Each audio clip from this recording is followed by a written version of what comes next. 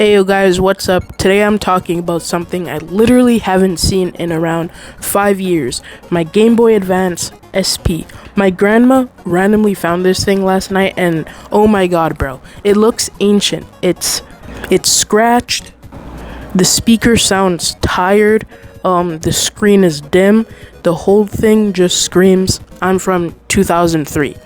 But honestly, picking it up again hit way harder than I expected. So today, I'm going to talk about the history of my SP, the history of the SP itself, the hardware inside it, the condition it's in now, and the mods I want to do to it. And then at the end, I'll talk about one of the main games I used to play on it, Kirby, Nightmare in Dreamland. And yes, I'll be rolling gameplay footage while I talk about Kirby, because why not? It just looks better that way. Alright, so this thing has had more owners than a rental car. About 9 years ago, one of my uncles found it at a flea market, and even back then, it already looked old. It was scratched up, kinda dusty, and you could tell it lived a whole life before us. After a few months, he passed it to my other uncle, and the uncle that bought it, he went to Mexico. So, eventually, the uncle that stayed, he got bored of it, and he gave it to me and my brother. And honestly, we were hyped because we suddenly had a GBA SP with a couple games, including the one that basically carried my childhood, Kirby Nightmare in Dreamland. I used this thing constantly as a kid, and then somewhere around 2020 it just disappeared. I thought it was gone forever, and then last night my grandma just shows up like, "Hey, is this yours?" And bro, I swear it felt like someone dropped a time capsule in my hand. Now, let me be honest, the SP did not age gracefully. The shell is scratched everywhere. The buttons have that old electronics feeling, and the screen, yeah, you can just tell it's definitely the original front lit model because it's dim as hell unless you're sitting under a lamp. But the battery, it's not in bad condition, it's alright. The speaker is quieter than I remember. And when I run sound tests in Kirby, it does this tiny glitchy distortion after a sound effect plays. It's not horrible, but you can tell it's worn out. And I want to show you guys what I mean. Alright. Oh man, so nostalgic. Man, so many memories. Anyways, let's go to the sound tests. Sound test. Wait, let me see real quick. Alright, so after I play this sound effect, right after it makes this glitchy distortion, like those old TVs, like they would make these static noises. Yeah, that kind of noise. Let me play it for you real quick. I don't know if you guys can hear that, but I can definitely hear it from here.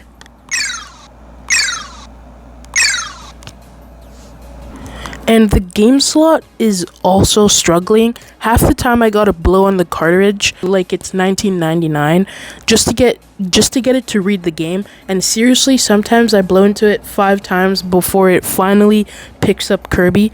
So yeah, this thing needs some love. Let me show you what I mean. Alright, so I'm gonna turn this off. Then I turn it on.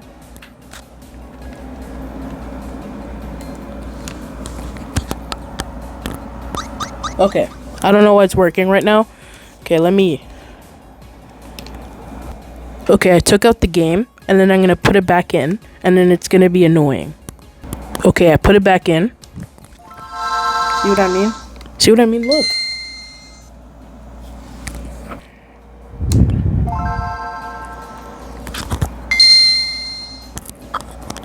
Alright, then I have to like blow in it like 5 times. Let me show you.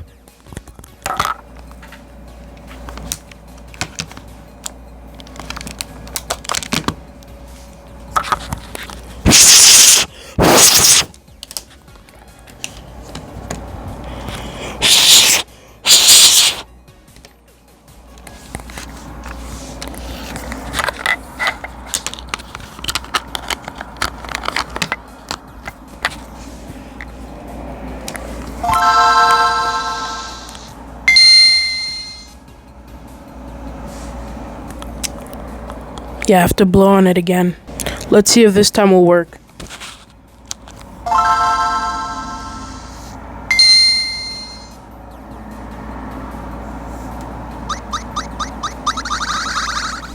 Okay, it worked. Ugh. Alright, so before I talk mods, let me actually get into what the SP is running. It may be small, but it was pretty solid for 2003. Inside, it uses a 32-bit ARM processor running around 16 megahertz. That doesn't sound like anything today, but for sprite-based games, it was perfect. Smooth animation, clean gameplay, no lag. For graphics, the SP is built around a 240 by 160 resolution screen, and it can push over 30,000 colors at once. That's why the games look so bright and clean compared to older handhelds. The system has dedicated hardware to handle like scrolling backgrounds, rotating sprites, transparency effects, all that stuff that made the GBA games feel so polished. Memory-wise, it doesn't have much by modern standards, but the GBA is crazy optimized. The audio is also classic Nintendo handheld audio. Mono through the speaker, but full stereo if you use headphones. And then, of course, you've got the rechargeable battery, which used to get around 10 to 18 hours depending on brightness, and mine is definitely nowhere near that now. The screen on my unit is the older front-lit model, the AGS-001. The later version, the AGS-101, had a true backlit screen and looks way better, which brings me to the next part. This SP is getting a complete makeover. Not right now, but in the near future. First thing I'm doing is an IPS backlit screen mod, so colors finally pop and I'm not squinting in the dark. After that, I'm swapping the charging port for USB-C because I'm not dealing with that weird original charger ever again. Also, I want to replace the speaker so the audio actually sounds loud again, and obviously I need a new battery so it doesn't die after 20 minutes. I might replace the whole shell too, just to give it a fresh look. And the game slot definitely needs a clean and maybe a pin adjustment to fix the reading issues. Basically, I'm turning this thing into a modernized retro handheld, keeping the nostalgia but making it better. Alright, so a quick history of the Game Boy Advance SP. Sorry for the background noise. The Game Boy Advance SP came out in 2003, and it wasn't meant to be a brand new system. It was basically Nintendo fixing the original GBA's problems. The 2001 GBA had good hardware for the time, but the big complaint was the screen. It wasn't backlit, so you had to sit under a lamp or angle it just right to see anything. And people loved the games, but the actual handheld wasn't convenient. Nintendo responded by redesigning the whole thing. They switched to a clamshell body to protect the screen, added a front lit so you could finally play in normal lighting, and moved to a rechargeable battery, which was a big deal back then since every other Game Boy lived on AA batteries. They didn't change the internal performance. The SP still ran all the same GBA games, but the quality of life upgrades made it feel like a modern handheld compared to the older model. It basically became the default way most people play GBA games for the rest of that generation. Later, they released the AGS-101 model with a proper backlit screen, but the AGS-001 is the one that started the whole usable anywhere era for Game Boy. Alright, let me actually talk about Kirby Nightmare in Dreamland, because this game really does have an interesting background.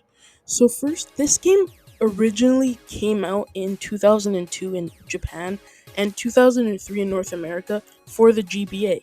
It's not a new story or anything, it's literally a remake of Kirby's Adventure from the NES, which came out in 1993.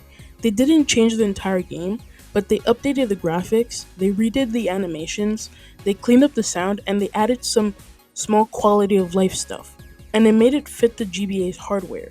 When you play it, you can actually tell it's based on the NES game because the structure is very simple.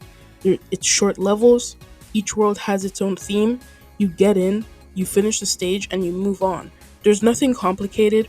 There's no crazy puzzles, no insane mechanics. It's just straightforward, and this is what actually makes sense because it started as an 8-bit game. And gameplay wise, it holds up because it's built around the basic Kirby formula. You move, you jump, you inhale enemies, you steal their abilities, and then there's around 20 plus abilities in this remake.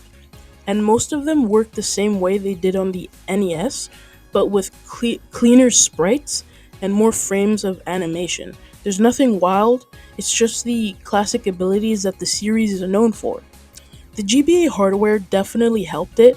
The colors are way brighter than the NES game.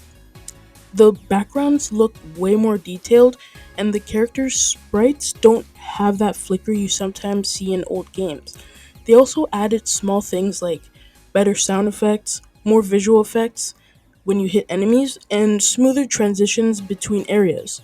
The level themes are pretty much untouched from the original, like Grassland, Ice Cream Island, Butter Building, Grape Garden, Yogurt Yard, Orange Ocean, Rainbow Resorts, and I think that's about it. I think that's all I remember right now. Each world has its own vibe, but nothing complicated.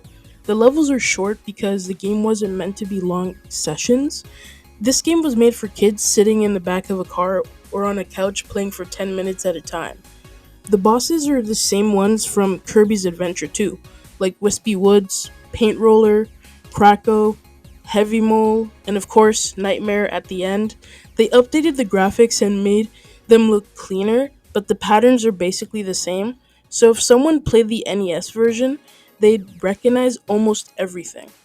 One thing Nightmare and Dreamland added that the original didn't have was the Meta Nightmare mode. Sorry for the background noise, where you replay the game as Meta Knight with a timer. It wasn't some huge new feature, but it gave the game extra replay value and made the remake feel less like a one-to-one copy. They also added some minis like Bomb Rally, Quick Draw, and Kirby's Air Grind. These are simple, they're not super deep, but they're fine for what they are. Easy, quick, meant to kill a minute or two. I love those sub games. Anyways, as a whole, the game is short, most people can finish it in a few hours, but that's how the original was. And back in 2002 to 2003, handheld games weren't expected to be giant 30-hour games. They were meant to be playable in pieces. Playing it today, even on my old SP, with the speaker glitching and the game slot acting up, it still works because the gameplay is simple and there's no physics engine or complex timing. You can put it down for weeks and come back to it and instantly know what to do. So, overall, the game holds up because it's basically a polished version of an NES classic. It's not trying to be some massive modern platformer, it's just the same old Kirby adventure with updated visuals and better sound, and a few things from thrown in. Honestly, that's why it's still one of the more well-known GBA games. Not because it's the best thing ever, but because it's solid and it's easy to play anytime. So yeah, that's pretty much it for my Game Boy Advance SP and Kirby Nightmare in Dreamland. This SP has survived a lot, to be honest.